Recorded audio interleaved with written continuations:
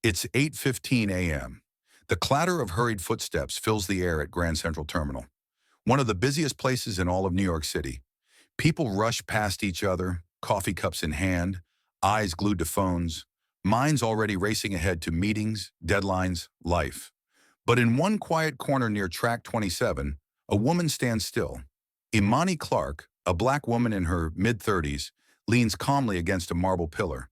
She's dressed casually, jeans, sneakers, and a beige trench coat. Her headphones are in, a small notebook in her hands and a pen gliding across the page. She could be anyone, a commuter, a writer, maybe a therapist. Ordinary, invisible to most. But Imani is anything but ordinary. Unknown to the crowd around her, Imani is a trained NSA intelligence analyst. She spent the last 9 years decoding encrypted data, tracking national threats, and briefing top-level officials. But today, she's not working. She's on a rare personal day. No laptop, no surveillance. Just her thoughts, a train to catch, and the simple peace of blending in. Or so she thought. Suddenly, from across the terminal, two uniformed police officers begin walking toward her.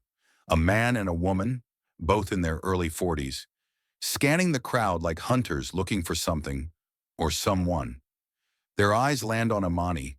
She doesn't notice at first. She's still scribbling in her notebook, immersed in thought.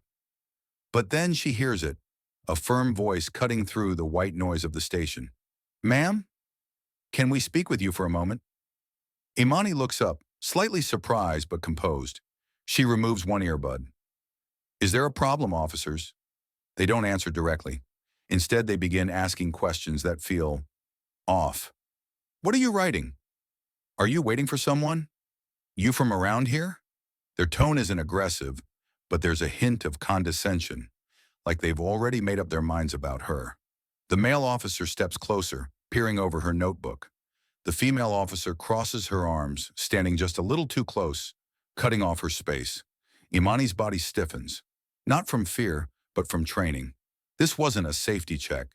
This was profiling, dressed up as routine. Then it happens.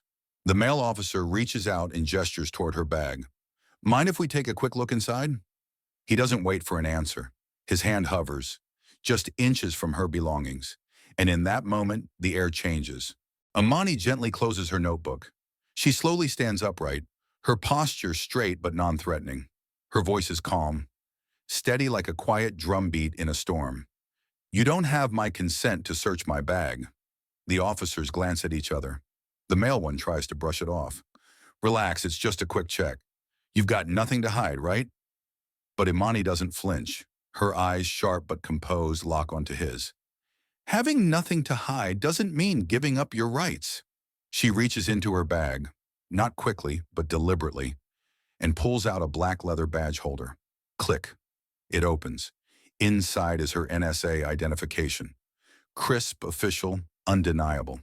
Next to it, a federal clearance card. The seal glints under the fluorescent lights. She holds it up at eye level. "Imani Clark, National Security Agency. I'm off duty and not obligated to explain why I'm standing in a public space, especially not without probable cause." A brief silence. It's the kind that falls when people realize they just made a mistake. A big one. The male officer takes half a step back. The female officer blinks hard as if processing what she's just seen. Their whole demeanor shifts, from dominance to discomfort, from control to confusion. "Ma'am, we didn't mean any offense. We were just," Imani cuts in, not raising her voice but sharpening her words. "No, you weren't just doing your job. You were assuming, and that assumption led you here." The silence stretches just a little too long.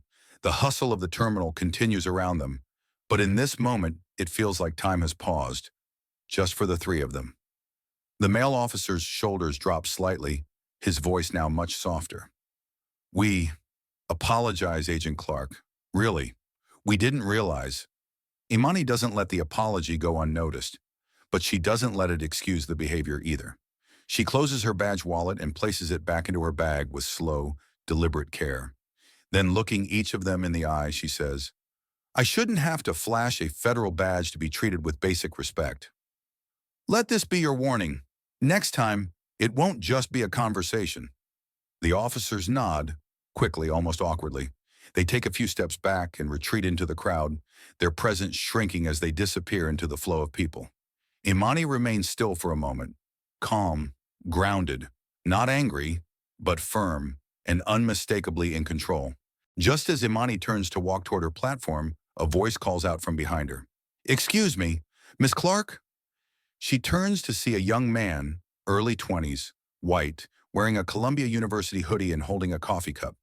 He's been standing nearby, quietly watching the whole scene unfold. His expression is part awe, part reflection. "I saw everything. I wanted to say thank you." I think that's the first time I really understood what people mean when they talk about bias. I've never had to deal with anything like that. Imani gives him a small, knowing smile. Recognizing it, that's the first step. But don't stop there. The young man nods slowly. "I won't." He watches her walk away, still processing what he's just witnessed. Not just the confrontation, but the quiet strength it took to handle it without anger, without fear, just truth. And for the first time that morning, in the middle of New York's constant motion, something sticks with him. A moment that doesn't rush by. That evening, back in her Brooklyn apartment, Imani sits by the window with a cup of tea. The city glows beneath her. Headlights, streetlights, lives moving on.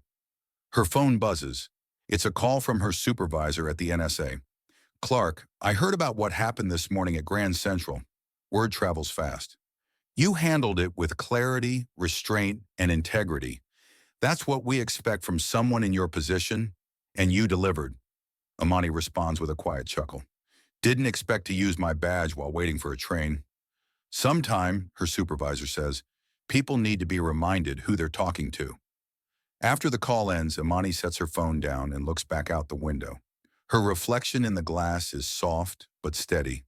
She isn't proud because she stood her ground. She's proud because she did it without becoming what they assumed she was. Because some moments aren't just about defending yourself, they're about setting the tone for what's acceptable, for everyone watching. And someone was watching. Respect should never be earned by credentials. It should be given by default. But when the world forgets, remind it, with grace, with strength, and without apology. Never judge a person by how quiet they are or how ordinary they seem.